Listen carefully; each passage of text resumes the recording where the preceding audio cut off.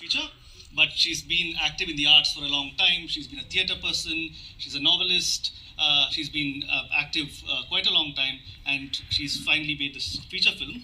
I would like you to start talking about the journey from the various activities, artistic activities of your past towards this film, and how you actually led up to this film. That's like I need another 2 hours maybe. No, I'm a theatre practitioner, and I started my life and work in theatre more than 30 years ago, and then I live in the UK. It's been 23 years that I've been living there, and I started my theatre work in mainstream theatre in the UK since 2008, and I also wrote a novel which was translated in English by Shabnam Nadia, which is called Hellfire, which also published here in South Asia, and then my film work actually began quite accidentally.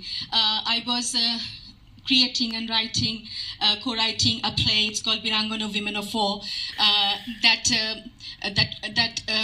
deals with, that looks at the lives of the sexual violence survivors of the liberation war of Bangladesh. My father was a freedom fighter, so when I was 17 years old, I first came to know about them. And if you think about the number of the survivors and victims of sexual violence during that time, it's 200 to 400,000 women and girls were subjected to unimaginable sufferings and sexual violence, but we couldn't see anywhere, we couldn't see them. So I wanted to meet them, I wanted to know about them. My father told me that, that he had witnessed hundreds of raped women and girls standing on a convoy of trucks, like sacrificial animals. And that image never left me. So when I formed our theatre company, Kamala Collective, with 3 other women theatre artists, then that was our first theatre production, Birangana Women of War, which had a national tour in the UK in 2014, and also we translated the play in Bangla and took it to Bangladesh and taught there as well. And we did our research and development stage in Bangladesh with 21 Birangana women at a center called Uttaran Mohila Samstha in Shirajganj, 5 hours away from Dhaka, the capital of Bangladesh. And when they saw the play, and when they saw their own life and own story to be reflected on stage, they told me, go and tell the world. And when I was touring the play in the UK, a producer I didn't know at that time came to see the play, and then after that he waited for me and he asked me, what is your vision after that?